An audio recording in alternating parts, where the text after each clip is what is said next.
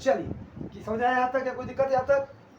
मैंने क्या बताया है, मैनेजमेंट जो वर्ड है वो ग्रीक वर्ड लिया गया, इसका नाम है नोमोस, इसका मीनिंग होता है मैनेजमेंट, इसका मीनिंग होता है मैनेजमेंट। ठीक है, मैनेजमेंट का जो काम है वो कोई एक जगह नहीं होता, मैनेजमेंट का जो काम होता है वो ग्रुप एक्टिविटी में होता है, इंडिविजुअल नहीं होता। दो बातें क्या सीखी, पहला आप लोगों ने सीखा मैनेजमेंट या किसी भी हिस्से का मैनेजमेंट में हटा दूं उसका मतलब होता है जीरो, उसका कोई मतलब नहीं होता। मैनेजमेंट जो होता है वो ग्रुप एक्टिविटी में होता है, इंडिविजुअल एक्टिविटी में नहीं होता। मैनेजमेंट कोई एक आदमी नहीं करता, ग्रुप में आदमी काम करता है। तीसरा मतलब सीखा, मैनेजमेंट जो वर्ड है ग्रीक वर्ड, इसका नाम है नोमोस, इसका मतलब होता है मैनेज। ठीक है, मैनेजमेंट कहाँ होता है सर? एवरीथिंग, चाहे वो ऑर्गेनाइज्ड हो, अनऑर्गेनाइज्ड हो, वो नॉन प्रॉफिट सीकिंग फर्म हो या प्रॉफिट सीकिंग फर्म हो, ट्रस्ट हो, स्कूल हो, क्लब हो, चैरिटेबल ट्रस्ट हो, हर जगह क्या होता है सर? मैनेजमेंट। ये क्लियर हो पाया? ये कोई बिजनेस एक्टिविटी नहीं, सब में मैनेजमेंट का यूज होता है। यहाँ तक क्लियर है? अब आते हैं sir concept of management. Management का दो कॉन्सेप्ट है, बड़ा है। पहला मैनेजमेंट का कॉन्सेप्ट क्या है सर? Traditional concept. क्या है? पुराने जमाने में मैनेजमेंट की सोच क्या थी, जरा सुनिएगा, दोनों एग्जाम में पूछते हैं, बहुत सारे जगह फंसा के। एक है traditional concept, traditional concept of management. Sir traditional concept का मतलब पुराने समय में लोग क्या समझते मैंने कर पा रहे हैं। देखो management is the art of getting things done through other। Sir ये वर्ड किसने कहा था? Mary Parker bullet. देखिए मैं बहुत लोग ऑथर का लिखवाऊंगी एग्जाम में, ऑथर का तो एक दो आता ही आता है, एक दो के चक्कर में बहुत सारे याद करना फायदा नहीं। मैं 15 या 7-10 तो थोड़ा मैं लिखवाऊंगा आपको, इंपॉर्टेंट जो काम का उसका। ये वाला एक याद कर लो कि वर्ड क्या लिखा, सुनो क्या वर्ड कहा, सुनिए। तो ट्रेडिशनल कॉन्सेप्ट, पुराने जमाने में लोगों की धारणा थी मैनेजमेंट एक कला है, मैनेजमेंट एक आर्ट कला है, और getting thing done through other, दूसरे से काम करवाने की कला को मैनेजमेंट करते हैं। क्या बोलता है?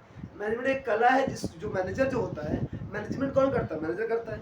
मैनेजर वो बंदा होता है, वो दूसरे से काम निकलवाता है।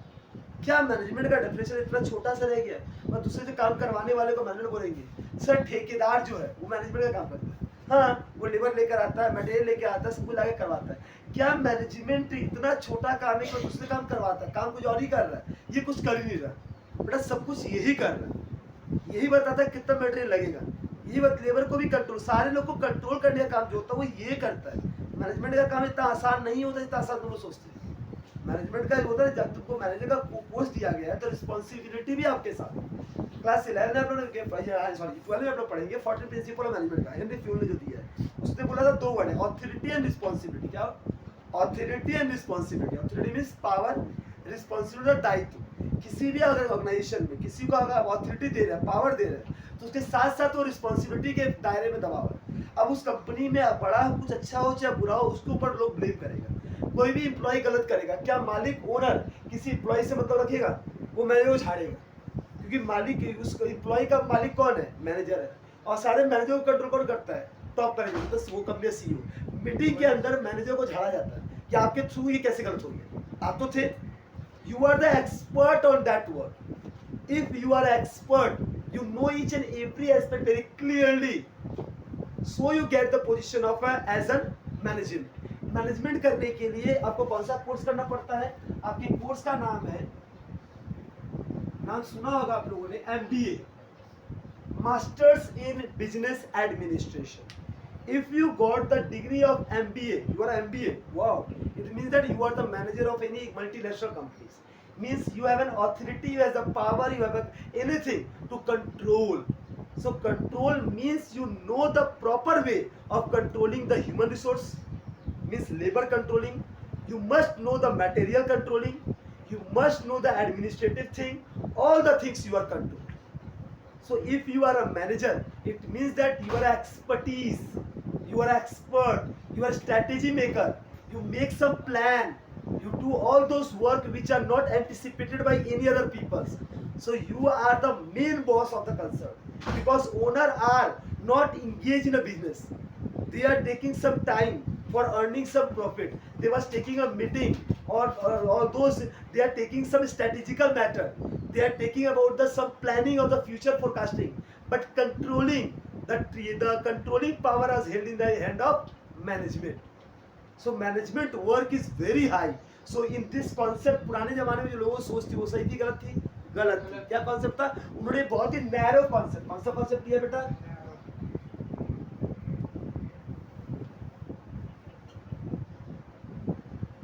मैनेजमेंट की बातों को उन्होंने सही बोला, गलत तो कहीं नहीं लिखा है, गलत कहीं नहीं लिखा, लेकिन उन्होंने क्या सोच बहुत छोटी थी। सोच क्या थी? छोटी सोच थी। इन्होंने मैनेजमेंट का डेफिनेशन को, मैनेजमेंट के मीनिंग को बहुत ही गलत तरीके से रिप्रेजेंट किया है। तो ये वाला आपको याद रखना होगा। एग्जाम में अगर पूछ दे मैरी पार्केट फुल MARYPARKET अब आते हैं सर ये तब इन्होंने बोला क्या क्या कमी थी सर में? The traditional point of view management is concern the inappropriate in the present day environment because the following drawback. Sir इसमें क्या कमियां थी? पहला कमी सुनो, it does not state the function which a manager has to perform to get the result from other. अच्छा example दे रहा हूं, अगर अब आप बोल रहे हैं कि आप एक एग्जाम में अच्छा मार्क्स लाए, हाँ इसका सारा श्रेय तो आपको ही जाता है, कॉमन इसका नो डाउट, इसमें कुछ नहीं है, लेकिन इसमें एक टीचर का रोल तो होता है। सर ये दिखता नहीं है, यानी ये है कि नहीं है। वैसे मैनेजमेंट है, अगर मैनेजमेंट अच्छा होगा तो सक्सेस पा गए, और फिर आपने सारा श्रेय किसको दे दिया? उस काम को देखिए मैंने अच्छे से किया। अरे आपका मैनेजमेंट अच्छा था तभी ना कर पाए। तो मैनेजमेंट का, मैनेजर का कोई रोल नहीं है क्या? एम्प्लॉय तो काम करा, ठीक है, एम्प्लॉय को काम करने से डायरेक्शन कौन दे रहा था? कंट्रोल कौन कर रहा था? जहाँ भटक रहा था कुछ सीधा रास्ते कौन ला रहा था? इन सारे चीजों का श्रेय तो उनको जाना चाहिए, तो वो होता है मैनेजर। मैनेजर का बहुत बड़ा रोल है, जो इसने क्या किया है, पूरा इग्नोर ही कर डाला। बोले उससे काम करवाना, अरे खाली काम करवाता है, उसको डायरेक्शन देता है। वो जो एम्प्लॉय फंसता है किसी प्रॉब्लम को सॉल्व करता है, उसके ग्रीवांसेस को सॉल्व करता है। पूरा किताब छप गया मैनेजर काम करने के लिए, और वो तो कुछ करते ही नहीं है। बेचारा सब्जेक्ट आ गया, कई कोर्स बना दिया MBA का, वो तो कुछ करते ही नहीं। वो अरे कुछ नहीं करता मैनेजर, सब कुछ करता है। समझा? ये कॉन्सेप्ट बहुत ही छोटा था। दूसरा क्या करता था? The need of worker has been ignored. अच्छा यहाँ पर क्या बोला? यहाँ पर मैनेजमेंट दूसरे काम करवाना। अगर मैं रिपीट करता हूँ, मैं अगर आपको ऐसा बेवकूफ बनाकर कहीं काम करवाऊँ, काम करवाता रहूँ, फायदा उठाऊँ खाली, तो क्या हो? कुछ कभी छोड़ दोगे? अगर मैं आपके ग्रीवांसेस को नहीं सुन रहा हूँ, मैं आपके प्रॉब्लम को नहीं देख रहा हूँ, मैं आपके नीड्स को नहीं देख रहा हूँ, तो क्या आप मेरे कंपनी को आप लंबे समय सर्विस दे पाएंगे? नहीं, कंपनी बारे में सोचती ही नहीं। तो कंपनी को एम्प्लॉय के, वर्कर के नीड्स के बारे में तो सोचना ही पड़ेगा। तो ये काम कौन करता है? मैनेजर करता है। इसको भी क्या कर दिया गया है? इग्नोर कर दिया गया है। The employee are merely treated as means of getting result. यहाँ पर एम्प्लॉय को एक तरीके से क्या हो गया, गोलू का बैल कहा गया है। वो बैल के साथ खटता रहेगा, रिजल्ट देगा। अरे उसका भी नीड्स है, उसका पर्सनल है, प्रोफेशनल है, ऑर्गेनाइजेशनल अनऑर्गेनाइजेशनल नीड्स है, उसको भी सेटिस्फाइड करना होता है, जो यहाँ पर क्या कर दिया गया? इग्नोर किया गया। अब आते हैं किस कॉन्सेप्ट है? Modern concept. क्या मैनेजमेंट का ट्रेडिशनल कॉन्सेप्ट किसी को क्लियर है? किसी को डाउट है? थोड़ा सा भी क्लियर नहीं, फंसे कहीं पे? अगर एग्जाम पूछेगा right a short note of management, तो आप पहले लिखेंगे ट्रेडिशनल कॉन्सेप्ट, फिर लिखेंगे मॉडर्न कॉन्सेप्ट, फिर इसको एलिब्रेट करिएगा, तब जाकर वो 10 मार्क्स से 5 मार्क्स मिलेगा। ठीक है, आते हैं आपके किस कॉन्सेप्ट में बेटा? Modern concept. इसमें आएंगे the modern concept of management consider the management as a process of utilization of human resources and of physical resources, capital, machine and material in such a manner that organization observe and achieve the efficiently and effective. In other words, the management is a planning.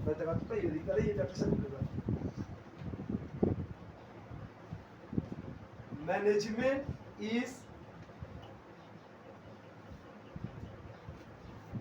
Stabilising. एक एक word important है बेटा, वो एक word खाना मत। Effective environment for people,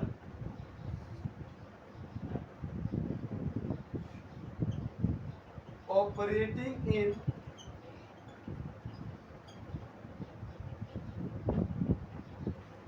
formal organisational group.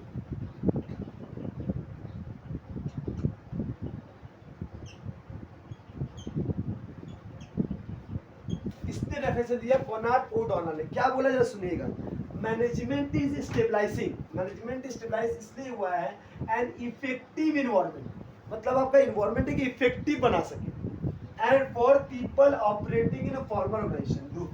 Formal organisation group में जो आदमी काम कर रहे हैं वो इफेक्टिवली काम कर सके, अच्छे से काम कर सकेगा, ऑर्गेनाइजेशन के काम में कोई दिक्कत ना हो, उसको कोई प्रॉब्लम ना हो, इसके लिए क्या बनाया गया है? मैनेजमेंट। सिंपल सा बात बोलूंगा, मैनेजमेंट का डेफिनेशन के अंदर क्या बोला गया है? मैनेजमेंट किसको कंट्रोल कर रहा है sir? Manage the modern concept management consider the management is a process of utilization. इसका डॉट पॉइंट लिख लो, utilization of human resource and physical resources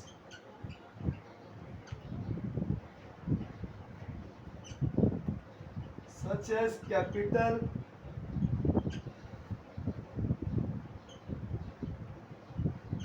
machines,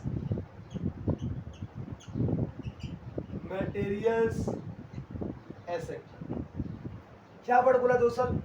management is utilization of दो रिसोर्स है बेटा, एक है ह्यूमन रिसोर्स का मतलब लेबर, और एक है फिजिकल रिसोर्स का मतलब फिजिकल सामान। कोई भी सामान को कंट्रोल करना है और कोई भी मैट्रिक क्या नाम है लेबर को कंट्रोल करना है, ये दोनों काम कौन करता है सर? मैनेजमेंट करता है। कौन करता है? मैनेजमेंट करता है। Utilisation of human resource and physical resources, capital हो चाहे मशीन हो चाहे मटेरियल हो, इन सब का कंट्रोल कौन करता है बेटा? मैनेजमेंट करता है। मैनेजमेंट काम क्या है? ये काम। अब दो वर्ड जरा आपको बताइएगा कोई।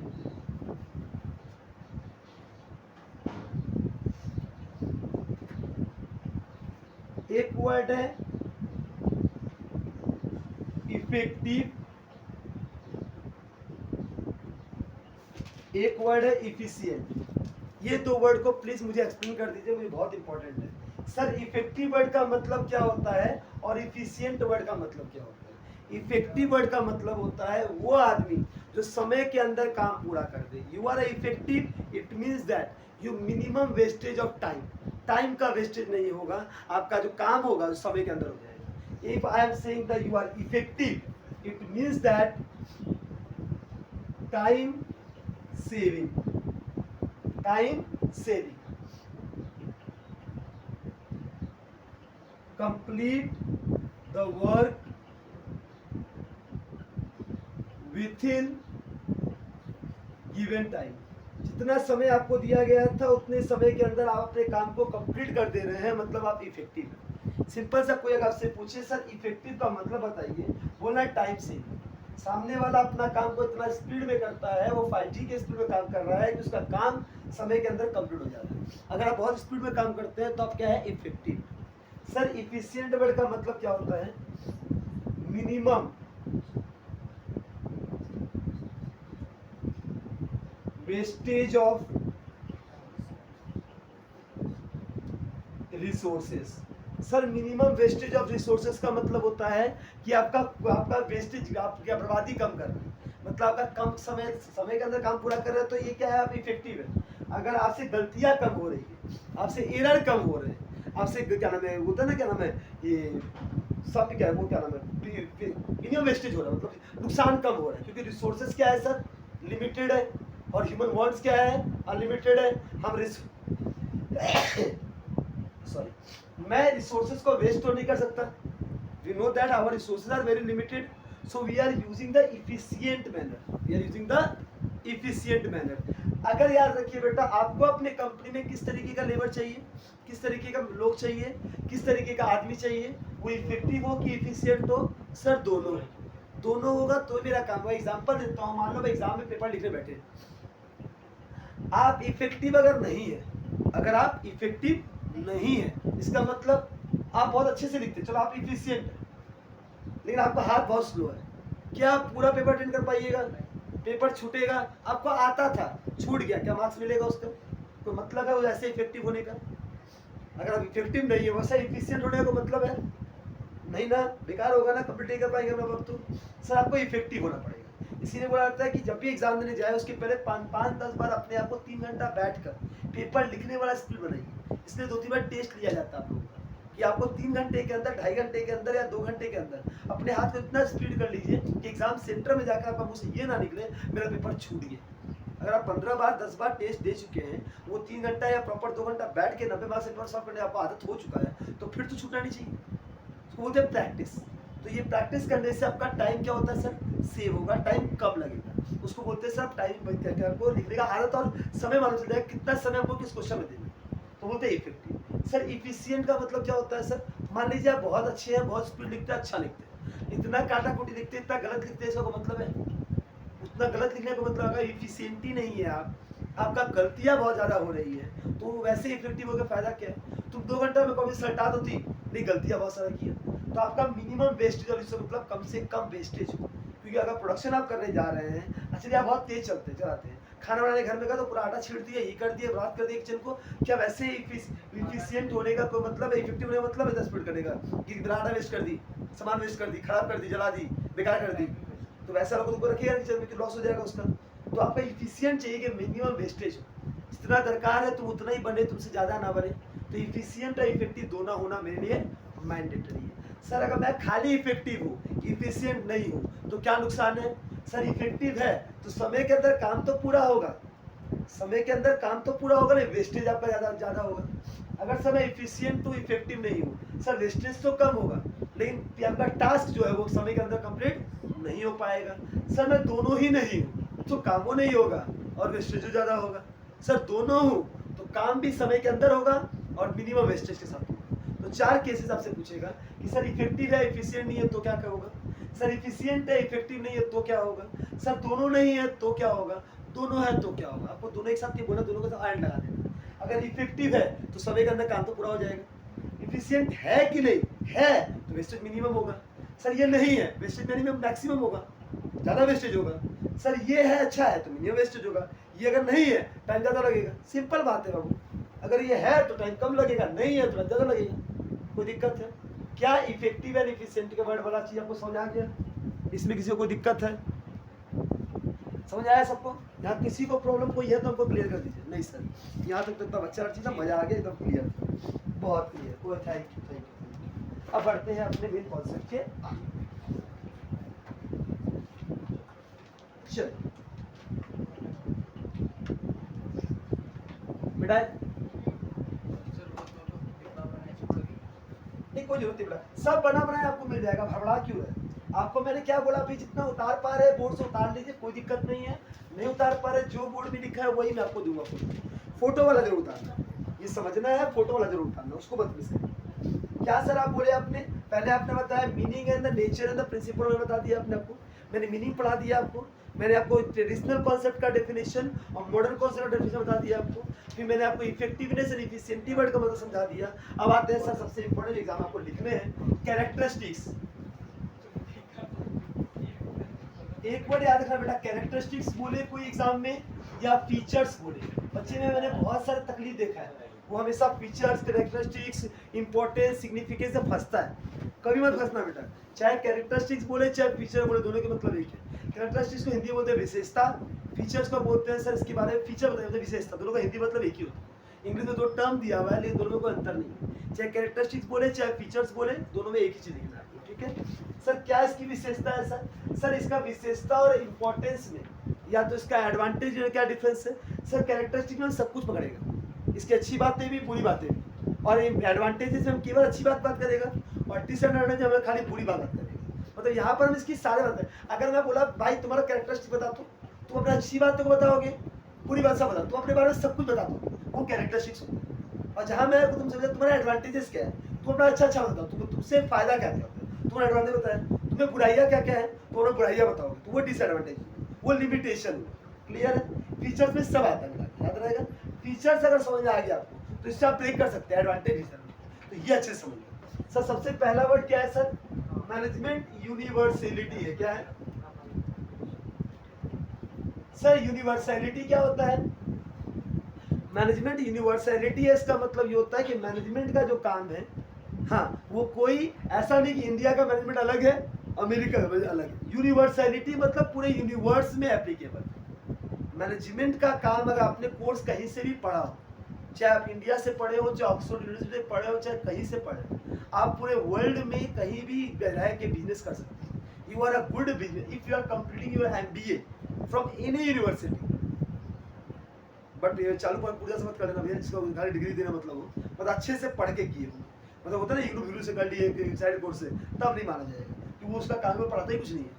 वो बोला फाइल भर दो कम हो जाएगा, मनी पावर टेढ़ा बड़ा कर लिया तो उसका कोई मतलब नहीं है। तुमको तुम कोर्स जो अच्छे से पढ़े हो, कहीं से पढ़े हो, डिटेल में समझे हो, सीखे हो, तब तुम अच्छे से कहीं क्या करो, बिजनेस को संभालो, कहीं का बिजनेस, चाहे इंडिया का हो चाहे फॉरेन का, सब जगह बिजनेस का एक ही वर्ड, क्योंकि स्कूल एक है, क्योंकि जीएपी एक है, generally accepted accounting basic gap सबका एक ही होता है, अलग नहीं होता ना, सबका अकाउंटिंग एक है, तो बिजनेस संभालने का तरीका भी एक ही होगा। तो यूनिवर्सैलिटी का मतलब क्या होता है सर, वो चीज़ जो क्या होता है हर जगह एप्लीकेबल पढ़ते हैं सर। तो ये बोला गया this principle has can be applied in a different type of organisation, चाहे वो बिजनेस हो, चाहे गवर्नमेंट हो, चाहे हॉस्पिटल हो, चाहे वो आर्मी हो, चाहे यूनिवर्सिटी, हर जगह ये एप्लीकेबल।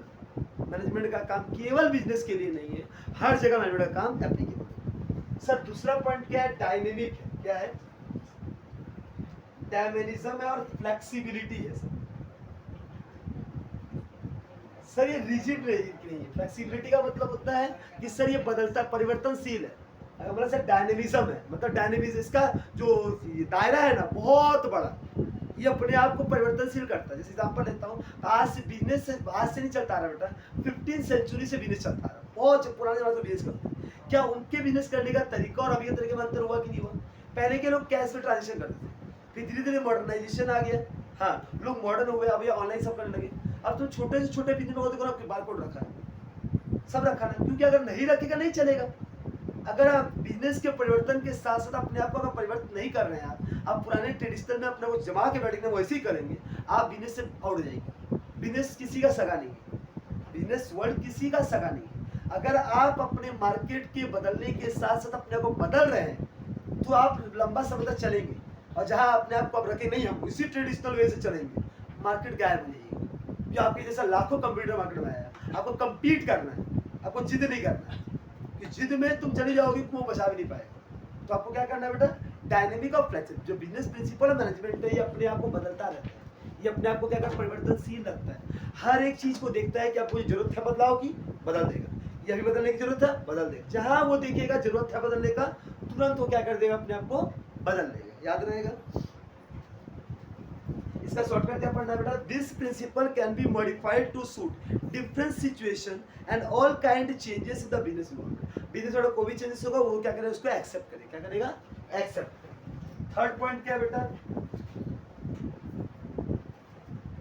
Influencing human behaviour.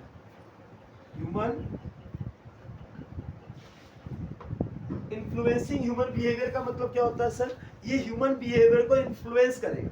मतलब होता है sir, management principle are directed toward the influence human behaviour for getting the best possible result. ये असली मैनेजमेंट करता क्या है, तुमको मोटिवेट करता है, तुमको डायरेक्शन देता है, तुमको कंट्रोल करता है, हाँ तुमको ऑर्गेनाइज करता है, तुम्हारे को प्लानिंग बनाता है, ये सब करके तुम्हारे द्वारा काम अच्छा करवाता है। अच्छा मैं क्या कर रहा हूँ, आप लोग मैनेजमेंट कर रहा हूँ ना, मैं आपको मैनेजमेंट करके दे रहा हूँ, मैं आपको फोर्स कर रहा हूँ, मार रहा हूँ, पीट रहा हूँ, समझा रहा हूँ, टेस्ट ले रहा हूँ, किस लिए कर रहा हूँ, केवल आपका रिजल्ट के लिए। तो मैनेजमेंट इन्फ्लुएंस करता है ह्यूमन बिहेवियर अपने एम्प्लॉय को, डांटता है, झाड़ता है, उसकी बहुत गंदा जगह झाड़ता भी है ऑफिस में।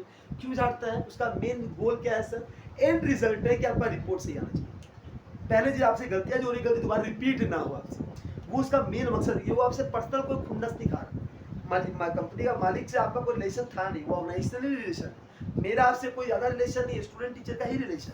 मेरा मकसद केवल इकलौता है कि आपका भविष्य अच्छा बन जाए, आपका एंड में 12 का रिजल्ट बहुत बढ़िया आ जाए, उससे मेरे को खुशी मिल जाएगी। मेरे को क्या तुम कमा के चावल का राशन खिलाओगे क्या, कभी नहीं। तुम अपने घर को खिलाओगे, अपने बच्चों को पालोगे, मेरे को तो पालोगे नहीं, ठीक है। लेकिन अगर मैं किस लिए प्रेशर दे रहा हूँ कि आपका रिजल्ट अगर अच्छा आएगा तो एंड में क्या होगा, ऑर्गेनाइजेशनल गोल अच्छा बनेगा, मतलब ऑर्गेनाइजेशन अच्छा करेगा, आपका भविष्य अच्छा बन जाएगा। क्लियर, कॉन्सेप्ट सबका क्या होता है बेटा, कि इन्फ्लुएंस करता है कि तुम्हारा बिहेवियर में अच्छा चेंजेस है। कौन करता है सर, मैनेजमेंट करता है, मैनेजमेंट का ये काम है।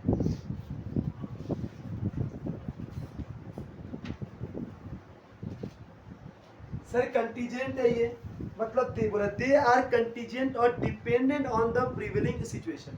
सर ये मैनेजमेंट का काम है, कंटीजेंट है, कोई सिचुएशन के अनुसार मैनेजमेंट होता है। मैनेजमेंट करने का सबका काम अलग होता है। जैसे आप लेता हूँ ना, मैं कोई एक बच्चा जो होमवर्क करके नहीं आया, मैं उसको डांट के बैठा दिया, और एक बच्चे जो होमवर्क करके नहीं आया उसको मारा, तो बोलते सब पार्शियलिटी करते हैं। ये पार्शियलिटी वर्ड नहीं होता, करना पड़ता है। वो बच्चा जो करके नहीं आया उसका रीजन ये था कि वो रेगुलर करता था, इस समय वो कहीं काम में फंस गया, कोई घर वाला उसको पार्टी में ले गया, वो फंस के काट नहीं कराया, तो उससे एक बार गलती हुई, तो एक बार गलती वाले को भी अगर मैं पटक के मार दूंगा, हाँ, तो उसकी इच्छा पूरी हो जाएगी, पेट से दूर भाग जाएगी। और एक महालतखोर है, वो कसम खाया है कि अब जितना चीज हमको करना नहीं है, हम तो मार खाने के लिए आते हैं, तो उसको मार के सुधारा जा सकता है, उसको प्यार समझाओ फायदा है क्या, समझा रहा है। तो यहाँ पार्ट कंटीजेंट सिचुएशन के अनुसार मैनेजमेंट बदलता है अपने आप को, वो पहले सिचुएशन समझता है। जैसे कोर्ट में जो जज होता है, एग्जाम्पल बदल रहा है, क्या कॉन्स्टिट्यूशन बना हुआ आज नया बन रहा है क्या, कॉन्स्टिट्यूशन तो कब बना बेटा, अच्छा कॉन्स्टिट्यूशन डे कब मनाया जाता है बताएगा हमको एक बार, कॉन्स्टिट्यूशन डे कब मनाया जाता है, 26 जनवरी जो 1950 को कॉन्स्टिट्यूशन पास हो गया था, लेकिन कॉन्स्टिट्यूशन बन के कंप्लीट कब हो गया था,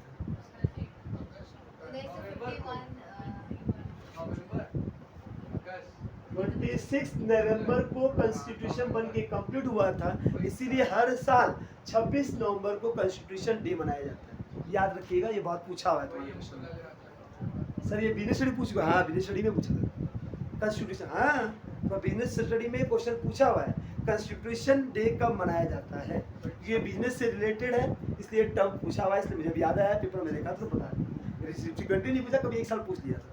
चलिए क्लास 10 का बोर्ड में तो एक साल क्वेश्चन पूछा था कि गणतंत्र दिवस कब मनाया जाता है, तुम कोई बोर्ड पेपर देखो देखा करो, देशभक्ति चैप्टर, देशभक्ति देश प्रेम, उसमें से क्वेश्चन है ना, आज का देखो क्या नाम है, कितना पे शर्ट के कुर्ते से फटा हुआ उसमें से चिल्लड़ चला जाता है और देशभक्ति जग जाती है, उस चैप्टर से रिलेटेड क्वेश्चन था, वहां से पूछा गया गणतंत्र दिवस कब मनाया जाता है। बहुत ही दुख के साथ लिखा गया 17-18 बच्चों का आंसर गलत था, उसको ये नहीं पता है कि 26 जनवरी को गणतंत्र दिवस मनाया जाता है, रिपब्लिक डे 26 जनवरी, ये हालत हमारे देश इसको रिपब्लिक डे पता होगा, हाँ गणतंत्र दिवस सुना नहीं हुआ, वहाँ पता नहीं, वर्ड सुनना पड़ता है, दोनों वर्ड समझना पड़ता है, यहाँ तक कोई दिक्कत है बेटा, छोटे थे तो अच्छा फिर इसका कॉज एंड इफेक्ट रिलेशन, सबसे इंपॉर्टेंट बेटा ये पॉइंट है, कॉज एंड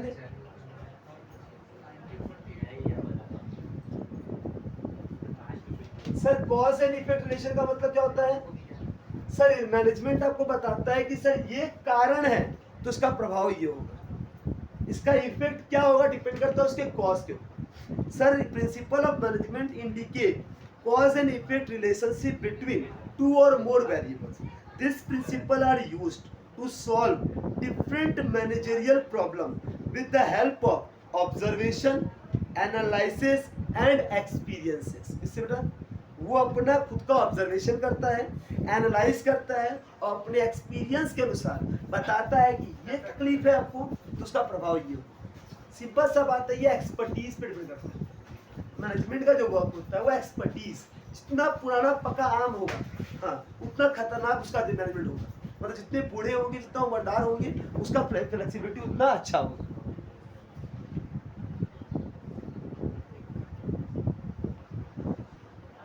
चलिए कॉज एंड इफेक्ट रिलेशनशिप का मतलब सिंपल सा होता है बेटा, इसका कारण क्या है और इसका प्रभाव क्या है, अगर ये कारण होगा तो इसका प्रभाव ये होगा, इसको शो करने को हम क्या बोलते हैं, principle of management. Equal importance,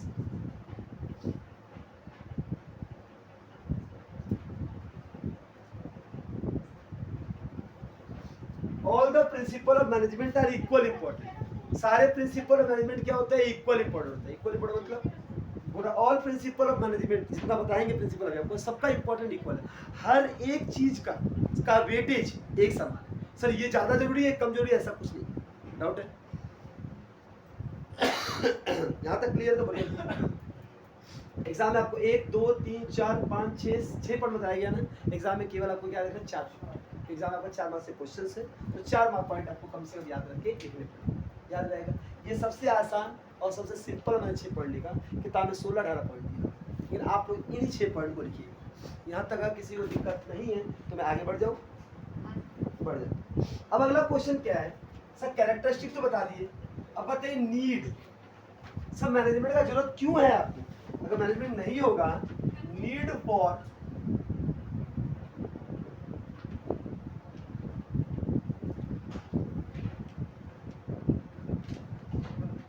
management का नीड क्यों है, मैनेजमेंट नहीं होगा तो क्या नुकसान है, जरूरी है, हाँ सर, टू इंक्रीज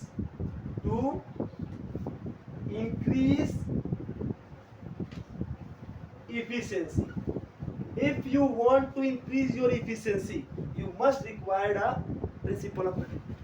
मतलब प्रिंसिपल ऑफ मैनेजमेंट के द्वारा आपका इफिशियंसी का मतलब क्या होता है? Minimum wastage of resources. आप अपने काम में पूर्ण हो जाइएगा, उसमें आपकी गलती होने की चांसेस कम हो जाएगी।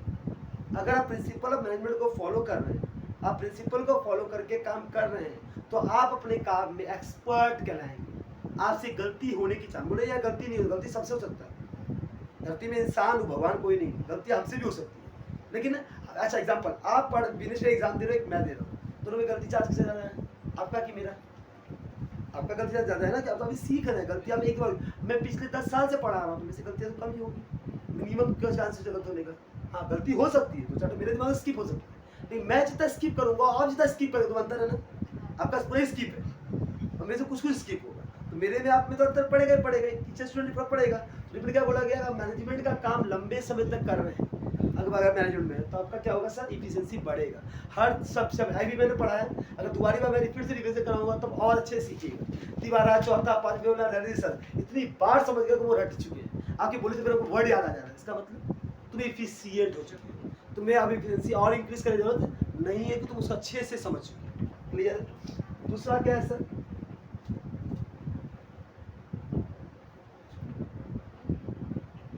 crystallize the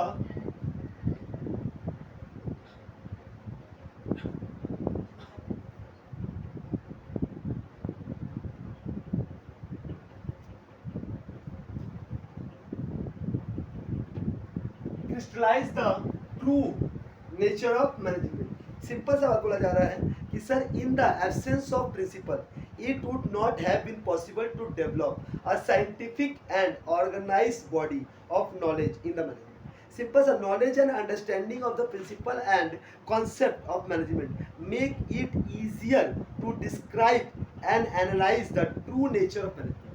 अगर आप अच्छे से मैनेजमेंट को फॉलो कीजिएगा तो crystallise the true nature of management, मतलब अगर आपका मैनेजमेंट परफेक्ट होगा, उसमें गलतियां होने की चांसेस पूरी कम हो जाएगी, या तो ना के बराबर देगी। क्रिस्टलाइज मतलब पूरा क्लियर, आपका ऑर्गेनाइजेशन पूरा साफ सुथरा रहेगा, उसमें कोई भी दो नंबरिया काम नहीं होगा। प्रिंसिपल अच्छे से आप कर पाए।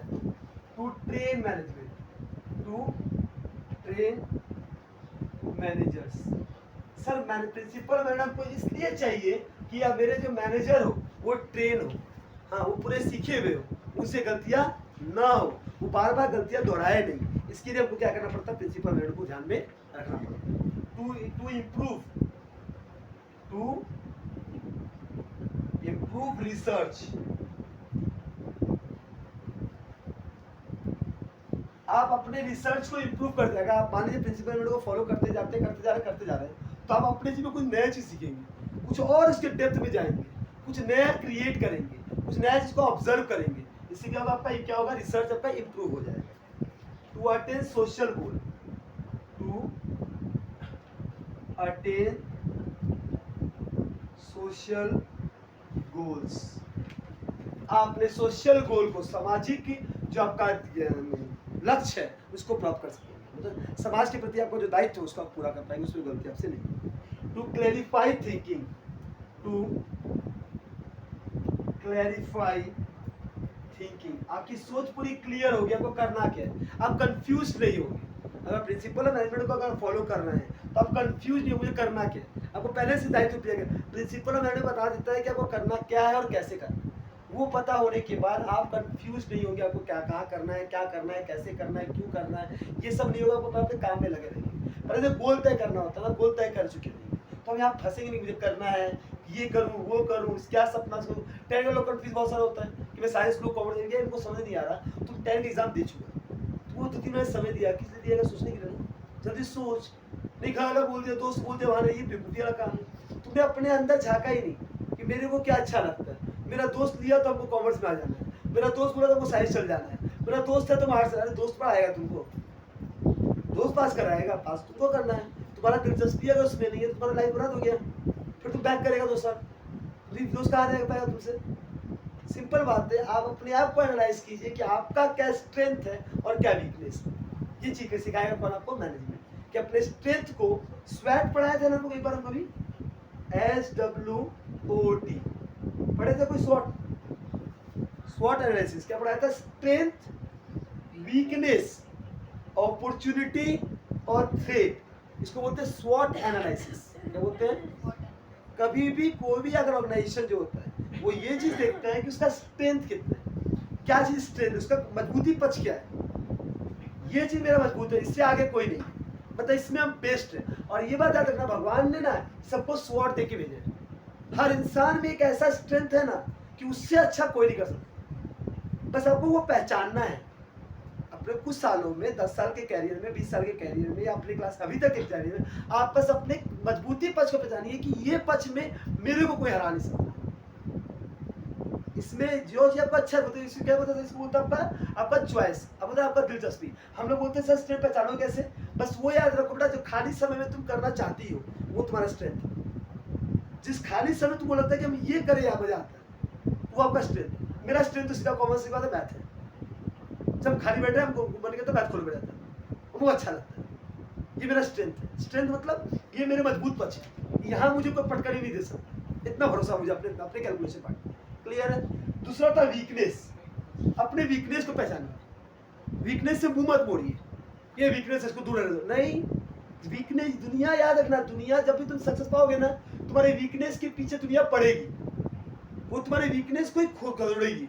जहां तुमको चोट लगा रहता है ना, दुश्मन वही मारता है कि उसमें कम प्रेशर में तुमको गिराया जा सके। तुम्हारे वीकनेस पॉइंट को पूरी दुनिया तुम्हारे पीछे लेके तुमको गिराने की कोशिश करेगी। तो पहले अपने स्ट्रेंथ को मापो और उसको पूरा 100% दे दो, फिर वीकनेस को ढूंढो और वीकनेस के पीछे काम करना चालू कर दो कि वीकनेस अब ना रह सके। वीकनेस को पहचानो और वीकनेस को दूर करने का प्रयास करो। फिर थर्ड वर्ड होता है अपॉर्चुनिटी। हर इंसान को अपॉर्चुनिटी मिलता है। एक बड़ा किसी ने एक वक्त कहा था कि शायर ने कहा था कि दुनिया ऐसा क्रिकेट है, एक क्रिकेट मैच है, आपके हाथ में बल्ला है, सामने वाला बॉल फेंक रहा है, बॉल मतलब अपॉर्चुनिटी, हाँ, पीछे विकेट नहीं है। अगर आपसे बॉल छूटा, आप आउट नहीं होने वाले, मरने तक आपको पिच में खेलना है। जन्म ले लिया, बैट हाथ में आ चुका है, खेलना है, बस हमें अच्छे बॉल का इंतजार करना है। अगर बाउंस पड़ गया तो उसको टच करने की जरूरत क्या भाई, कहीं लग जाएगा, आउट हो जाऊंगा। बस अपने वक्त का इंतजार करो और अपना पूरा स्ट्रेंथ को टांग के रखो और वीकनेस को खत्म कर डालो। और जब तुमको अपॉर्चुनिटी मिले, उस अपॉर्चुनिटी में उस बॉल को, जब तुमने सोचा यही गिरेगा और यहीं पर लेंथ में आएगा, वहां पर अगर आ गया उसको इतना जोर से मारो कि अपॉर्चुनिटी तुमसे क्रैप ना, छूटना नहीं चाहिए। अपॉर्चुनिटी बहुत कम आता है लोगों का, कहा था ना, ऐसा कोई इंसान बोल नहीं सकता कि मैं बचपन, जवानी, बुढ़ापा तीनों वक्त में दुख काटा हूँ, हो नहीं सकता। मिला तो ऐसा इंसान से बात करने, कभी नहीं हो सकता। 3 स्टेज होता है जीवन, बचपन, जवानी, बुढ़ापा। आदमी बोलता ना बचपन में तो मेरा ज्यादा है भैया, हाथी मेरे घर गांव में रहते थे, क्या जमाना था, बचपन सुख से काटे, जवानी दुख में काट रहा हूँ, बुढ़ापा कष्ट भोग रहा है। काहे कि अपॉर्चुनिटी सबको मिलता है, ऐसा कोई इंसान नहीं जिसने कहा उसको अपॉर्चुनिटी मिला ना, मिलता है। बस उस अपॉर्चुनिटी में तुमको घमंड हो जाता है, बाप रे बाबा तो मेरा ही राज है, हमसे बढ़कर कौन है, तो तुम उस अपॉर्चुनिटी को बर्बाद कर देते हो और फिर पछताते हो, वो वक्त क्या था, क्या था वो वक्त। तो उससे कुछ नहीं होने वाला। अपॉर्चुनिटी एक ही बार मिलता है, बस उस अपॉर्चुनिटी को ग्रैब करना आना चाहिए, और जो ग्रैब कर लेता है ना, वो सक्सेसफुल बन जाता है। लोग उसका मोटिवेशन सुनते हैं। तो जिसके तुम मोटिवेशन सुन रहे हो, उस बंदे को देखना बेटा, उसने अपने अपॉर्चुनिटी को ग्रैब किया था। कई लोगों का मिसाल होगा जो क्या नाम है, झाड़ू पोछा करते थे, अखबार बेचते थे, आज मिलीनियर्स है। कारण उन्होंने अपने स्ट्रेंथ को देखा, अपने वीकनेस पे काम किया, लगे रहे, हार नहीं माना, और जब अपॉर्चुनिटी मिला वो पीछे नहीं हटे, अपॉर्चुनिटी को ग्रैब किया और आज सक्सेसफुल बने। थ्रेट मतलब डर, थ्रेट, इससे हमको डर लगता है। तो पहचानो किससे डर लगता है, उस चीज को संभाल के जवाब देना, उस चीज के पीछे सोच समझ के जवाब देना। अपने वीकनेस अच्छे काम करो, थ्रेट अपना कम हो जाएगा। इसको जो एनालाइज कर लिया वो जिंदगी में कभी अनसक्सेसफुल नहीं हो सकता, वो सक्सेसफुल होगा ही हो। समझ में आया है 4 चीज? ये आपके टॉपिक के एक सिलेबस का टॉपिक का कंटेंट था जो मैंने अभी क्लियर कर दिया, जो आगे में आया। क्या स्वॉट एनालिसिस किसी को दिक्कत है? स्वॉट एनालिसिस एक तरीके से मोटिवेशन वर्ड भी है, लेकिन एक तरीके का सिलेबस मैनेजमेंट भी कंट्रोलिंग है। यहाँ तक क्लियर हुआ तो हम आगे बढ़ जाए। बोलिए बड़े, चलो थैंक यू। अब अगर हम बात करते हैं सर कि सर आपने क्या क्या कंप्लीट करा दिया, आपने बिजनेस स्टडी के टॉपिक में पहला nature and the principle of management के अंदर आपने पहले बताया ट्रेडिशनल कॉन्सेप्ट ऑफ मैनेजमेंट, फिर आपने बताया मॉडर्न कॉन्सेप्ट ऑफ मैनेजमेंट, फिर आपने बताया इफेक्टिवनेस, इफिशिएंसी के बारे में बताया आपने, इन दोनों के बाद आपने बताया characteristics and nature of the principle of management. फिर आता है सर नीड क्यों है, हमको प्रिंसिपल चाहिए क्यों, अगर ये ना मिले तो मेरे को क्या दिक्कत तकलीफ हो जाएगा। सर आपने नीड बता दिया आपको। अब फिर आपके बारी किसकी बारी आती है, नेचर बता दिया। हाँ एक ये कोटेशन लिख लो बेटा,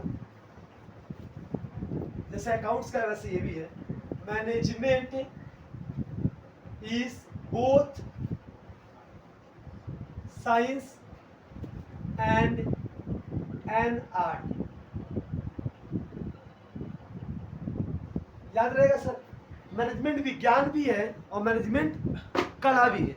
सर रिपीट करता हूँ, विज्ञान क्यों बोला गया, कि मैनेजमेंट के अंदर लिखे गए कोई बातों को आप अपने लाइफ में अपनाइए, देखिए सक्सेस मिल जाएगी। कि मैनेजमेंट एक तरीके से दवा की तरह, अगर मलेरिया हुआ है तो क्विनिन नाम की दवा जो आती है वही खा के आप सही हो पाइएगा, अदरवाइज आप नहीं हो पाइएगा। अगर बच्चे के लिए अलग से कम डोज है, बड़ों के लिए ज़्यादा डोज है। हाँ हार्ट के पेशेंट वाले के लिए हार्ट में इम्पैक्ट ना करे उसके लिए अलग डोज है, लेकिन इसका इंग्रेडिएंट है वो एक ही है। तो वो क्या है सर, हर चीज बीमारी का एक ही इलाज, वही वर्ड होता है। अगर बीमारी सेम है आपके पास तो आपको वही लगेगा, वही प्रिंसिपल फॉलो करना पड़ेगा, इसलिए बोलते हैं इसको साइंस। लेकिन सर ये खाली इसको लगा देने से नहीं होता, लगाने का टाइम, लगाने का पोजीशन और उसको अप्लाई करने का सही सही थिंकिंग होना चाहिए। ये कला भी है, हर आदमी मैनेजर नहीं बन सकता। सब MBA तो बन गया हो, MBA पढ़ लिया हो, MBA बन के MBA चाय वाला ही बन सकते हो। MBA पढ़ के तुम रास्ता में मुड़ी बेच सकते हो, MBA बन के तुम ताज होटल का MBA कर सकते हो, MBA बन के तुम ढाबा का भी MBA मैनेजर बन बैठो। तुम कहाँ MBA बन के बैठे हो, ये इंपॉर्टेंट है। पहले बोल दिया कॉमर्स एक ऐसी दुनिया है जिस दुनिया में आपको कॉमर्स के द्वारा ना आप ये बोलेंगे कि मैं डिग्री पा लिया हूँ तो मुझे नौकरी मिल जाए, कभी नहीं। तुम जैसे लाखों लोग पत्थर खा के बैठे हैं, कहावत है कलकत्ता में तुम जिसको पत्थर मारो कॉमर्स मिलेगा। कॉमर्स है कलकत्ता में, साइंस की संख्या बहुत कम है, गिना चुना लोग साइंस। तो अपने गली में इलाके में बिल्डिंग में कहीं पूछ लो, तुमको 70% से 80% लोग साइंस की कॉमर्स के मिलेंगे।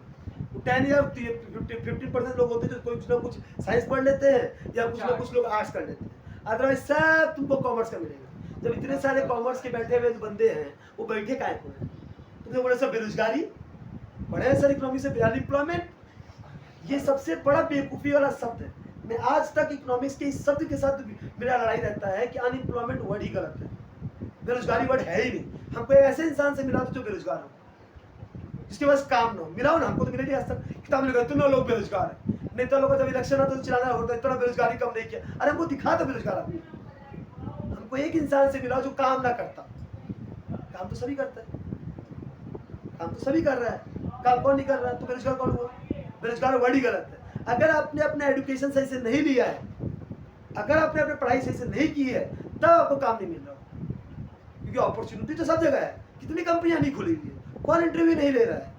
हर मंथ में TCS इंटरव्यू लेता है 15 दिन, पता नहीं बात को। टाटा कंसल्टेंसी सर्विसेज हर दिन उसका 24 घंटा हर दिन उसका इंटरव्यू होता है, लोग इंटरव्यू देने जाते हैं। 5 राउंड टेबल उसका कॉन्फ्रेंस होता है। मतलब आप 11 बजे इंटरव्यू बैठिएगा ना तो 5 बजे तक आपका इंटरव्यू चलेगा। अगर तब तक सर्वाइव कर पाइएगा और सब राउंड को पास कर चलिएगा, आपको नौकरी मिल जाएगा। कब नौकरी नहीं मिल रहा, कब एम्प्लॉयमेंट नहीं है। एम्प्लॉयमेंट है तो बस उस लायक का डिग्री लेके बैठो, उतना पढ़ के बैठो, तो जानकारी लेके बैठो, क्यों नहीं काम मिलेगा।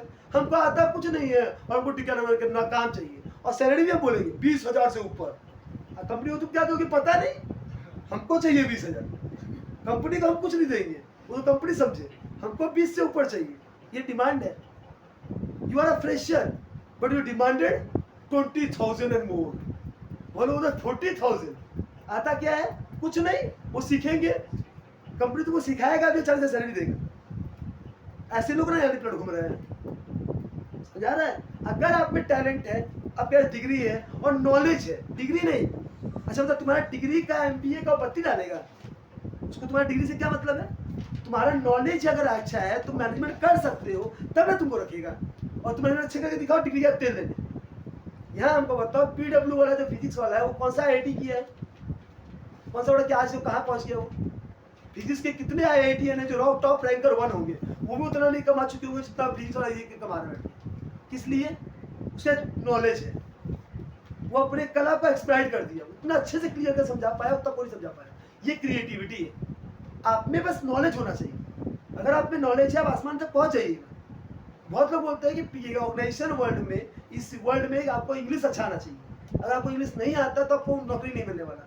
आज अगर ढूंढो खान सर को, आइकॉन है, टीचिंग लाइन के आइकॉन है वो। कौन है खान सर को नहीं जानता, वो नाम बता दो। उनके पास नॉलेज था, लैंग्वेज नहीं था, लैंग्वेज आते लेने। उन्होंने एक वर्ड, भाषा एक माध्यम है, मुझे जानकारी है।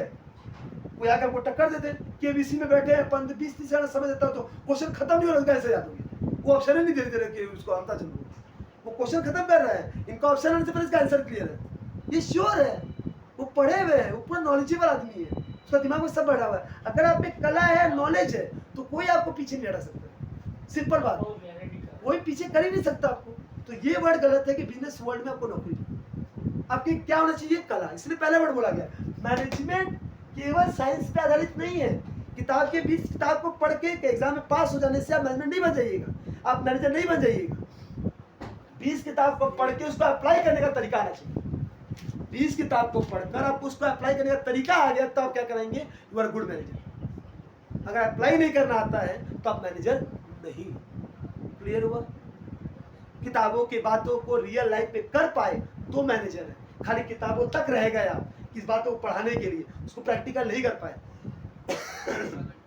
मीन्स साइंस तो सबको आता है सर, आर्ट नहीं है, और जिसका आर्ट है वही है। और मैंने एक वर्ड समझाया था आपको कि अकाउंटिंग साइकिल का लास्ट वर्ड है कम्युनिकेशन। अगर कॉमर्स की दुनिया में बात करना अगर आपको नहीं आता, आप बिजनेस नहीं चल पाएंगे, सक्सेस नहीं कर पाएगा। पहला वर्ड है, आपको बात करना आना चाहिए, आपको फ्रंट में खड़े होकर सबको आंख में आंख मिलाकर बात करना आना चाहिए। अगर if you are good communicator, it means that you are success in a business world. If you are not a communicator, if you are shy, लड़की को देख के हम शर्मा जाएंगे, लड़के को देख के हम शर्मा जाएंगे, नहीं बिजनेस कर पाओगे, खत्म है तुम्हारा बिजनेस। बहुत लड़कियों को देखो बोल्ड बन के आराम से प्रोडक्ट बेच रही है, मतलब शान से बेच रही है। अगर आप सही कर रहे हैं, गलत आप नहीं कर रहे हैं, आप अपने प्रोडक्ट को बेच रहे हैं, आप बेचिए आराम से प्रोडक्ट को, शान से रहिए। दुनिया कुछ आप कुछ चुकाएगी कैसे? चुका नहीं पाएगी। ये टंकी वाला था, हम कैसे जाएंगे, हम बस पढ़े रहो, सब किताब घर में रखो। पढ़ने का मतलब ही क्या वजह आपको वर्क फ्रीडम नहीं ला पाए? किताब पढ़े और हम काम नहीं कर रहे हैं, किताब पढ़े हम हाउस वाइफ बढ़ के फायदा, पढ़ने का फायदा? जब पढ़ के हाउस वाइफ ही बन रहा था तो पढ़ेगा इतना वेस्ट की समय को, और भूलने में समय लगेगा आपको। जिस दिन आप किताब खोल के चूल्हा दे, 1 साल का आटा बेल दिए, 1 साल आटा बेलती बस गया, सारा मैनेजमेंट चला गया पानी के अंदर। और ये पढ़े थे, रंजित सर पढ़ाया था, अरे हाँ मैंने सुने बच्चा लोग, ये वर्ड हो जाएगा। प्रैक्टिकल वर्ड में लाएंगे तब मजा आएगा, थ्योरी में रहेंगे तो कोई मजा नहीं आएगा। यहाँ तक कोई दिक्कत है तो हमको क्लियर कीजिए, नहीं है तो आगे बढ़े। क्लियर?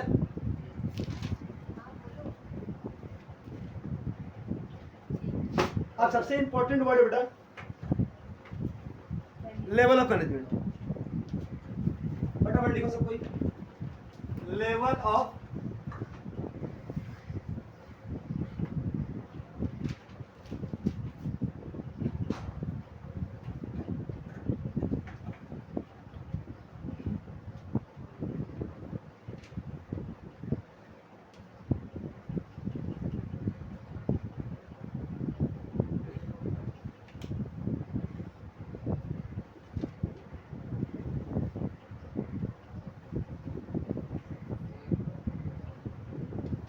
तीन लेवल होता है बेटा। अपर लेवल इसको टॉप लेवल बोलते हैं, मिडिल लेवल, लोअर लेवल। ठीक है, एक मैनेजमेंट के प्रोसेस में 3 तरीके के लेवल होते हैं। ये एग्जाम में 5 मार्क्स पक्का आएगा, 100% गारंटेड है। सर खाली इसके अंदर पूछता क्या क्या, मेरे छोटे में पूछे या बड़े पूछे, कहीं ना कहीं तो पूछेगा। सर सुपरवाइजर, सर ये मैनेजमेंट है, क्या है सर? ये यहाँ पर कौन लोग रहेंगे? वर्कर रहेंगे। वर्कर लोग को जो मैनेजमेंट करता है वो यहाँ है सुपरवाइजर। सुपरवाइजर कहाँ आएगा बेटा? सुपरवाइजर जो है, बहुत बच्चे को गलती यही होता है बेटा, वो बोलता सुपरवाइजर है ना, मैनेज कर रहा है ना, तो चला मिडिल में नहीं जाएगा बेटा। वो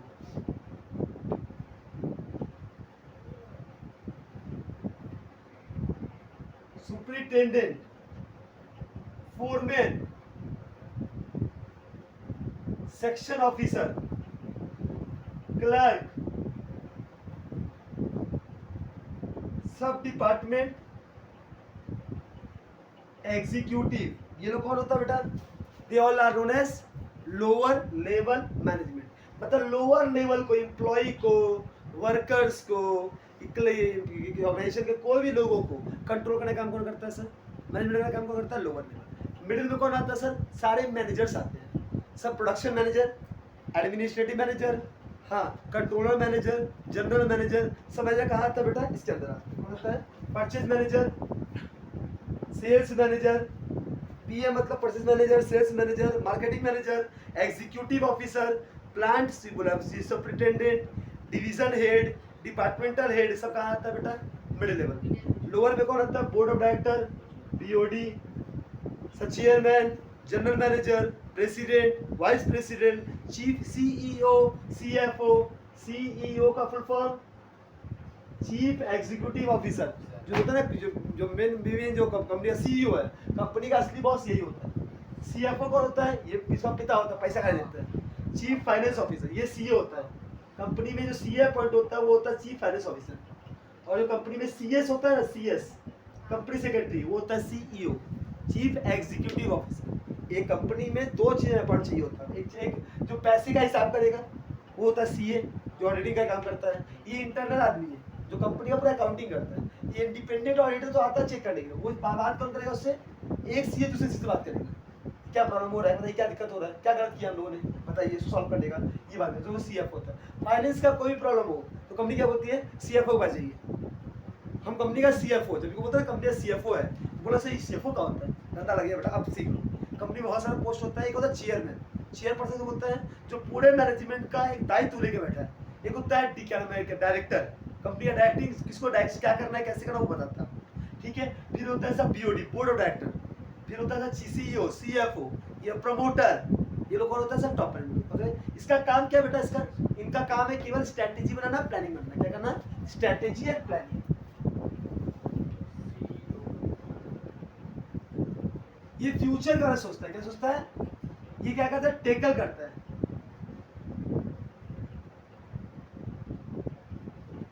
ये ऑर्गेनाइजेशनल को देखता है, ऑर्गेनाइजेशन को काम कैसे करना वो देखता है। ये इन सारे लोगों को टेकल करता है, टेकल मतलब ये काम अच्छे से कर रहे हैं कि नहीं कर रहे हैं। और ये कौन क्या करता है बेटा, स्ट्रैटेजी बनाता है, प्लानिंग बनाता है। कोई दिक्कत है इसमें, स्ट्रैटेजी और प्लानिंग बनाने का काम कौन करता है, टॉप करता है, मिडिल उसको कंट्रोल करने का काम करता है, और ये उसको ये काम करता है। लोअर लेवल बेटा वो करता है ऑर्गेनाइजेशनल क्या वर्क को, काम को नेचर करता है। ऑर्गेनाइजेशन मतलब काम कराता है, ऑर्गेनाइजेशनल वर्क मतलब काम करता है, ये लोग काम करता है, काम करवाता है। और ये लोग क्या करता है, इसको देखता है काम अच्छे से कर रहा है कि नहीं कर रहा है। और ये इसको ऑर्डर करता है। ऑर्डर क्या होता है सर, ऊपर से नीचे आता है। ये इसको ऑर्डर देता है और ये इसको ऑर्डर देता है। ये अपना प्रॉब्लम इसको बताता है, ये अपना प्रॉब्लम इसको बताता है, डाउट है। ये अपना इंफॉर्मेशन देता है कि मेरे को ये प्रॉब्लम है, ये चीज़ सॉल्व कीजिए। ये डायरेक्टली से बात करने नहीं जाएगा, ये लोग इससे करता है, क्लियर है। मतलब इसका एम्प्लॉय ये है, इसका एम्प्लॉय ये है, इसका बॉस ये है, इसका बॉस ये है। कभी भी ओनर आज तक जाकर एम्प्लॉय बात नहीं करता, उसको पता ही नहीं उसको कंपनी एम्प्लॉय कितने हैं। वो तो ये जानता है ना, परचेज मैनेजर, सेल्स मैनेजर, वो लोग जानते हैं, हिसाब करते हैं। उसको कोई भी बात पूछना होता है मैनेजर पूछता है, ठीक है। और सबसे हेड कौन होता है उसमें, जनरल मैनेजर, जो सारे मैनेजर को कंट्रोल करता है। सबका वर्क हेरिकी हम बताएगा, यहाँ तक क्लियर हो गया, बढ़ा दे। ये क्या था आपका लेवल ऑफ मैनेजमेंट। आज क्या लास्ट, सेकंड लास्ट टॉपिक, पहला फंक्शनल मैनेजमेंट और लास्ट है कोऑर्डिनेशन। बस खत्म, चैप्टर खत्म।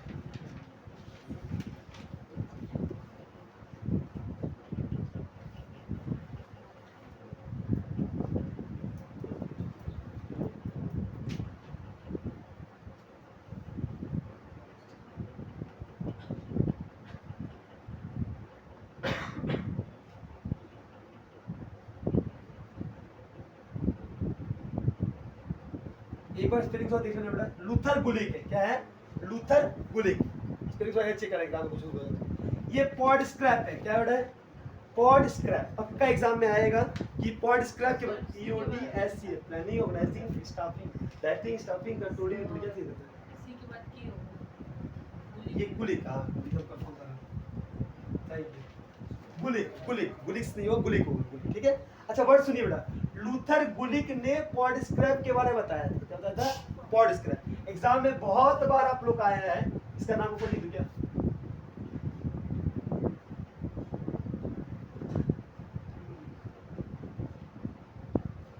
Sir P stand for planning, O stand for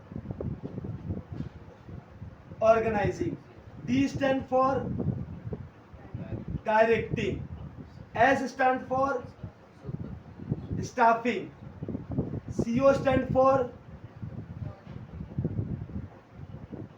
controlling, यहाँ कंट्रोलिंग ना बोल के कोऑर्डिनेटिंग बोलता है। R stand for reporting, B stand for, याद रहेगा। ये आपके देखिएगा आगे चैप्टर का नाम है, सब्जेक्ट का नाम, चैप्टर का नाम याद रखना। ये एक वर्ड नहीं, सब चैप्टर का नाम है, पूरा एक और खत्म, बेस्ड ये चैप्टर है। जहाँ मैंने ये समझा दिया खत्म कहानी। सर फंक्शन मैनेजमेंट क्या होता है सर? मैनेजमेंट का काम क्या होता है सर? 4 फंक्शन। पहला फंक्शन क्या है sir? Planning. Planning is the first and foremost important function of management. Second क्या है? ऑर्गेनाइजिंग। थर्ड क्या है? Planning, organising, staffing. ये वैसे पॉइंट्स पे लिखा हुआ है। चौथा है कंट्रोलिंग। पांचवा क्या है?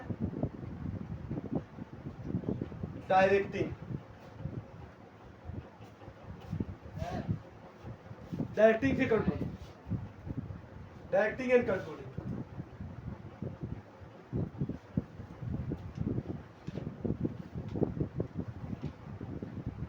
बस यही है, ठीक है। एक बार उसको उतारिए हमारे। चलिए यहाँ तक पढ़िएगा। प्लानिंग हो गया, organising, staffing, directing and controlling. बस इस 4 वर्ड को समझ लेते हैं, मेरा काम खत्म हो जाएगा। सब प्लानिंग क्या होता है sir? Planning is the first and foremost important function of management. Sir planning किसका होता है? पास्ट का होता है कभी कि प्रेजेंट का होता है? प्रेजेंट का प्लानिंग होता है। ठीक है, अभी तू क्या कर प्लानिंग कर? प्लानिंग हमेशा फ्यूचर का होता है। प्लानिंग अब आज कर रहे हैं, फ्यूचर के लिए ना। अच्छा मैं आज रूटीन बनाया, कल से इस 18 घंटा तो पढ़ेंगे ही पढ़ेंगे। सुबह उठेंगे 4 बजे, पढ़ेंगे 9 बजे, फिर 9 बजे उठेंगे, आधा घंटा नहा धोवा लेंगे, नाश्ता करेंगे, फिर बैठेंगे 10 बजे से, पढ़ेंगे 1 बजे ले, फिर 1 घंटा तो क्या नाम है थोड़ा सा ब्रेक लेंगे, फिर एक आधा घंटा फिर जो पढ़े बैठ जाएंगे, फिर बैठेंगे क्या 6 बजे ले, फिर ऐसी जो बनाते बैठते आप क्या बोलते हैं कल से, अब बोले अभी से। प्लानिंग हमेशा कल फ्यूचर का होता है। किसका होता है? अगला दिन हो सके एक दिन में वो धीरा हो जाएगा, रूटीन चेंज। कभी आज तक किसी रूटीन पूरा नहीं हुआ, हम तो नहीं माना, मेरा तो कभी नहीं हुआ। हम बोर्ड से मैंने बनाया था 4 दीवारों चिपकाया था हर दीवार में, ये दिन भर दिखे हमको, बस अगले दिन अभी फाड़ फाड़ के फेंका, हर तकलीफ दे रहा हमको। रात में आराम बजाते हैं कि चाबी उठेंगे, चाबी उठ के पढ़ेंगे, सोचा अरे आधा घंटा और सो जाना, ये आधा घंटा कब 8 बज के पता नहीं चला। पढ़ लो, ठीक है। कल से अपने आत्मा को हम खुद बना लेते हैं, बहुत आसान है इसको बनाना। ये क्या है? प्लानिंग। प्लानिंग किसका होता है बेटा? हमेशा फ्यूचर का होता है। लेकिन फ्यूचर को प्रिडिक्ट करते हैं। क्या करते हैं? प्रिडिक्ट मतलब हम अनुमान लगाते हैं। अगर as per my expertise, knowledge, इस मार्केट का ऑब्जर्वेशन पावर, इसको सब ये देख लेते हैं कि मेरा प्लानिंग कैसा होना चाहिए। क्लियर है? दूसरा ऑर्गेनाइजिंग का मतलब होता है इकट्ठा करना। क्या करना? चीजों को इकट्ठा करना, चीजों को एकत्र करना, ये ऑर्गेनाइजिंग होता है। फिर स्टाफिंग मतलब सर जैसा आपने प्लानिंग किया आप उस हिसाब से चीजों को ऑर्गेनाइज करना है कि इस तरीके से काम करेंगे तो पूरा हो जाएगा। ठीक है, सर छुट्टी लेके बैठ गया हूँ मैं पढ़ने के लिए, ऑर्गेनाइज कर लिया चीजों को लेके। स्टाफिंग का मतलब क्या? प्लान मैनेजमेंट का काम एक आदमी करता है क्या? सारा काम मैं ही करूंगा? नहीं ना, मैं काम बांटूंगा। तो स्टाफिंग में selecting the right people for the right job. मुझे पता है कि सर मार्केट का काम ये अच्छा कर सकती है तो मैं इसको मार्केट का काम दे दूंगा। मैं जानता हूँ खाना बनाने के शिफ्ट में ये अच्छा कर सकती है तो इसको काम दे दूंगा।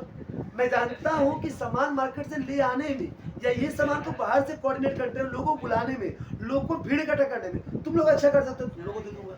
मतलब लोगों को काम बांटूंगा एज पर their knowledge, experience, qualification and talent. इस 4 चीज के अनुसार आपका डिग्री वैसा होना चाहिए काम करने लायक। हाँ, उससे मैं स्टाफिंग क्यों नहीं कर रहा हूँ, मुझे इस लायक वर्कर चाहिए तो मैं क्वेश्चन पूछता हूँ। अगर आप सिलेक्ट हो जाते हैं हाँ तुम इस लायक ठीक है, अच्छा काम कर, तुमको रख लिया जाएगा। तो क्या बोला गया? Staffing, selecting the right people for the right job. सही काम के लिए सही आदमी को चुनना, उसको बोलते हैं स्टाफिंग। सर खाली आप स्टाफिंग करने के काम हो जाएगा? नहीं, डायरेक्टिंग। सामने वाला तो में इफिशिएंसी अच्छा है लेकिन आपके ऑर्गेनाइजेशन का काम करने का तरीका कहाँ पता उसको, कैसे कंट्रोल करना, उसको आता कहाँ से अभी डायरेक्टिंग करना। तो जो मैनेजर लोग होता है, जो टॉप लोग होता है, सीनियर लोग होता है, वो सिखाता है कि ऐसे ऐसे काम करना। एक बार समझा देने से काम अभी कर लेना, तो एक बार डायरेक्शन देना, और जब मैं फंसूँ तो मैं पूछूँ तो मुझे सॉल्व कर देना। तो एक डायरेक्शन देना, मुझे जाना कहाँ है। अगर मान लो बहुत सारे तुम डायरेक्शन दिखाओ कंफ्यूज जाएगा, एक डायरेक्शन को दिखा।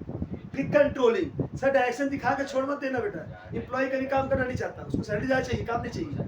तो फिर काम देखते ना, काम कर रहे हैं, टाइम टू टाइम पूछना कि टाइम काम हो गया, ये कंप्लीट हो गया, जल्दी दो, प्रोग्रेस रिपोर्ट जल्दी दो, वो काम आज तुम 2 घंटा कर रही थी, काम कम दो। मतलब उसके पीछे पड़ जाना, पीछे पड़ोगे तभी ऑर्गेनाइजेशन तुम्हारा काम पूरा हो पाएगा, अदरवाइज कोई एम्प्लॉय काम करना नहीं चाहेगा। अगर मैनेजर पोलाइट है ना तो ऑर्गेनाइजेशन पूरा पूरा बट्टाधार हो जाएगा। तो मैनेजर को हंसमुख भी होना चाहिए उसकी ग्रीवेंसेस के अनुसार, और टाइट भी होना चाहिए उसके जरूरत के अनुसार। तो अपने आप को दोनों अनुसार पलटना। अगर मान ज़्यादा स्ट्रिक्ट है, ज़्यादा स्ट्रिक्ट है, मुझे ड्राइवर नहीं पूछेगा। ज़्यादा पोलाइट है, हाँ आपको हल्का मिलेगा, हाँ टीचर सर है ना, ठीक है बतिया रहे, कुछ करते नहीं है। पढ़ाते समय स्ट्रिक्ट, उसके बाद पोलाइट होना कि बच्चे पूछते से डरे नहीं, पूछने मारो मत। ये सारे काम को करने के बाद क्या करते हैं, काम करते हैं। और लास्ट टॉपिक है सर कोऑर्डिनेटर। क्या है, मैं नेक्स्ट वीडियो में इसका अच्छे से बताऊंगा, अभी छोटा बताता हूँ। कोऑर्डिनेशन क्या है sir? It is not a function of management, it is the essence of management. Sir ये कोऑर्डिनेशन मैनेजमेंट का फंक्शन नहीं है, लेकिन ये जरूरी है। विदाउट कोऑर्डिनेशन क्या आप कोई भी काम कर सकते हैं? सर मैं काम कर रहा हूँ, ये काम कर रहा है, तो दोनों में कोऑर्डिनेशन नहीं है, दोनों में कोई एकत्रता नहीं। दोनों जैसे एम्प्लॉय में जैसे आप लोगों में अच्छी दोस्ती नहीं है, तो तू ये हूँ करेगी, क्या वो पढ़ पाएगा? खाली तुम्हें चलेगा बैठ के तो काम हो पाएगा? सर कोऑर्डिनेशन जरूरी है। ये सारे एम्प्लॉय में आपस में क्या कोऑर्डिनेट, अगर तुमसे काम फंस रहा हो तो उसका वो तुम्हारा काम कर दे, मदद कर दे। मान लो उसको मेरे से कुछ झिझक हो रही है, वो बगल से पूछ लेगी, जिसको कहा दीदी पूछ लेती कुछ ना कुछ, तो ये इसको बता रही थी बैठ के। तो जो प्रॉब्लम अगर मेरे से सॉल्व नहीं हो पाए, रियलिटी है एक सीनियर से पूछने में और अपने पीयर से पूछने में अंतर होता है। और रियलिटी बता लो जादू है पीयर्स में। अपना जो दोस्त होता है वो इस तरीके से बताता रहता है, बाप रे बाप क्या बात, इतना इजी है, टीचर का बाबा कर देगा से तुम 10 मिनट समझा दी। रियलिटी में तुम्हारा दोस्त तुमको 5 मिनट समझा देगा पूरा मैनेजमेंट। अरे कुछ नहीं है रे, है ये तो सीधा सिंपल है, ये कर हो गया खत्म कर मैनेजमेंट। और रियलिटी में वो समझ आ गया और तुम लिख के भी आ जाएगी। और जो टीचर 2 घंटे से पढ़ा रहा था बेकार है सब, क्योंकि वो कोऑर्डिनेशन था। आपको क्या था? कोऑर्डिनेशन था। सब बोलते हम जा रहे हैं ग्रुप स्टडी करने, क्योंकि ग्रुप स्टडी बहुत मदद करता है। आप लोग कहाँ से कहाँ पहुँचा देता है, पूरा सिखा लेता है। 5 मिनट चैप्टर खत्म, 5 मिनट चैप्टर खत्म, 1 घंटे का सिलेबस खत्म, फिर बतियाएंगे आराम से। वो 1 घंटा में सिलेबस खत्म कर दिया आप लोग, फिर के 2 घंटा चढ़ना बतियाए बैठ के। तो ये क्या हो गया? कोऑर्डिनेशन। कोऑर्डिनेशन क्या है सर? जरूरी है बट नॉट अ फंक्शन, याद रहेगा। चलिए चैप्टर 1 का पार्ट खत्म हो गया है। अगर आप बोलिएगा तो नेक्स्ट पार्ट में जो टॉपिक है, प्लीज रिक्वेस्ट है सब पढ़ के आइएगा। जो टॉपिक है जहाँ आपको दिक्कत होगा वो बोलिएगा, मैं उसको पहले एक्सप्लेन करने के बाद चैप्टर नंबर 2 के अंदर घुसूंगा। Thank you, bye. कमेंट करिएगा।